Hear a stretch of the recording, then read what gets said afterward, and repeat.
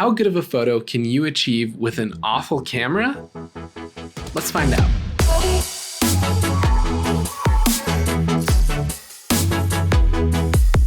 So I thought it would be fun to put some cameras head to head to see what kind of difference in quality there is, but mostly what kind of image can I squeeze out of a really cheap camera?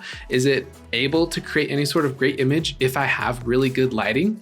Well, that's what we're trying to find out. I'm gonna be testing a few different cameras, from this really old point and shoot to this older kind of DSLR, all the way to like your iPhone. I think that'll be really interesting. And then up to the latest and greatest Sony mirrorless cameras. And we're just gonna kind of put it all to the test, take an image with really bad lighting on each one, and then try to get the image perfect for each one and just see how far we can push them. Now, the reason I thought to make this video is because I have so many people telling me that they need better equipment to take better pictures, and I literally couldn't disagree more. Obviously, gear does make a difference, but I'm here to tell you that it's your lack of understanding of light that is hindering you the most. Now, gear does matter, don't get me wrong, but it's your knowledge of light that's really able to push your creativity to the max, no matter the quality of the image. Sometimes degrading quality of an image is actually an aesthetic taste that people go for, and your knowledge of light still plays an important role in that. So that's what we're gonna explore today. What's the ratio of great gear versus great light to get the results that we're gonna find out? Hopefully, we'll see. Okay.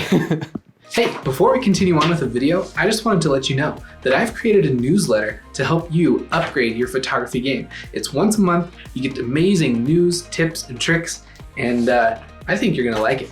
It's an awesome way to stay connected even if you're super busy, and I promise you'll appreciate all the helpful stuff. It takes literally 30 seconds to sign up, and it will help me a ton as it make it my mission to help you become a better photographer. The link's in the description below, and I hope you'll consider signing up. That would mean a lot to me. But yeah, that's it.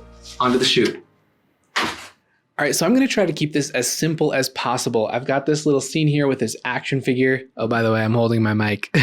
And we're gonna try to get 2 pictures with each camera, one in bad light and one in good light. And then we'll compare in Lightroom and see all the differences in quality. And then we can kind of determine where does that threshold lie of good camera versus good light.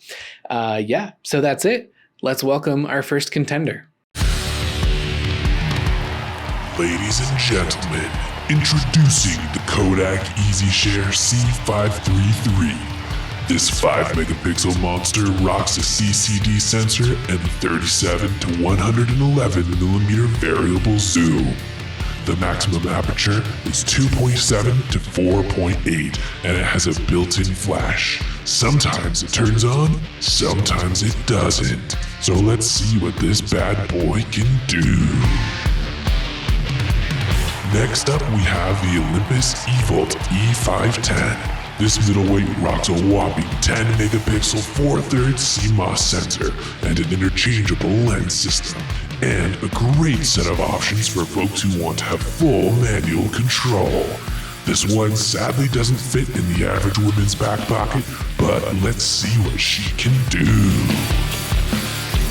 Our third contender is the iPhone 13 mini, rocking a 12 megapixel 26 millimeter camera with an aperture of f1.6, optical image stabilization, and of course, one of the most advanced image processing pipelines on the planet.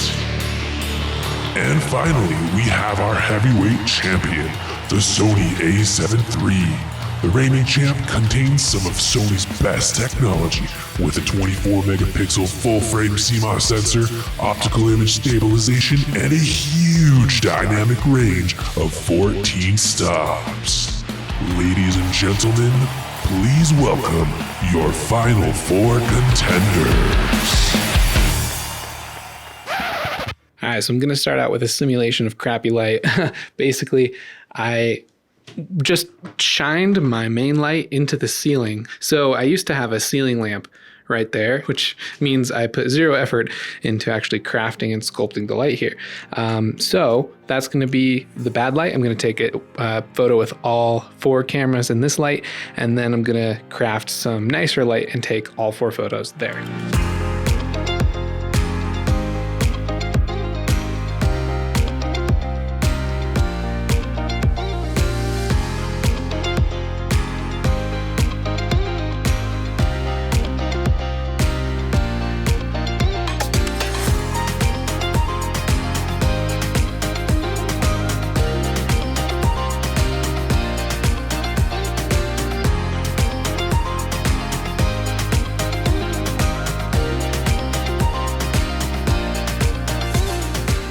Okay, now that we're done comparing all these cameras, let's hop into Lightroom and see what the results are. Okay, this is actually kind of different than I anticipated, but not super. The biggest curveball was the iPhone, actually. But the image on the left is the really cheap Kodak EasyShare camera. The giveaways are that it's pretty grainy, it's pretty soft. The depth of field is very minimal. There's a lot of color noise and stuff like that. This image over here is actually from the Olympus DSLR. It's a lot more detailed and the color is a little bit nicer and it has much better depth of field, at least blurs out the background, and the noise control is a lot better as well, so you can see it's a bit smoother.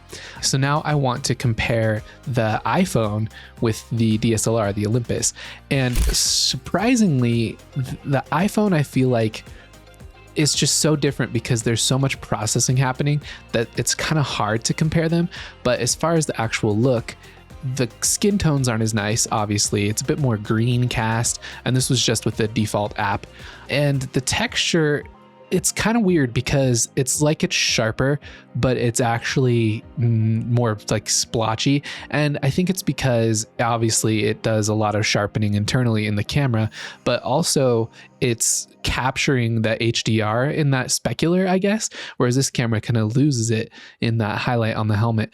I don't think it holds up as well as the DSLR did a better job in this case. And I'm going to bring up the A7 III. So the A7 III is just years ahead. Obviously the resolution is a lot higher, but the color representation is much better. The details much better. The noise control is much smoother, but the lighting is still bad. So how does this image here compare to a really well lit image of the older camera? Holy cow. Of course it's going to look a lot better. The lighting is designed for the face and it's a bit of a Rembrandt look.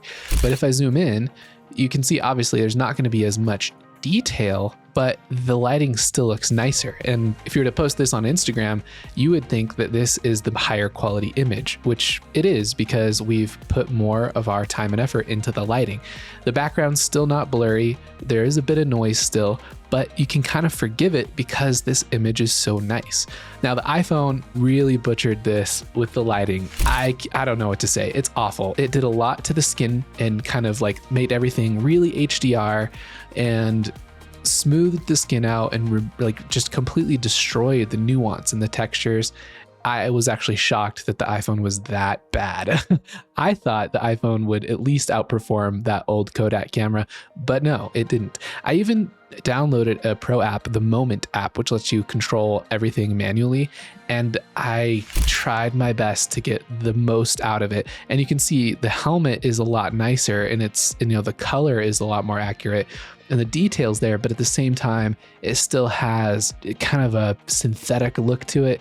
And that's on, pro mode. So I was actually blown away by that. And then looking at the DSLR, again, takes it a step up as you would expect.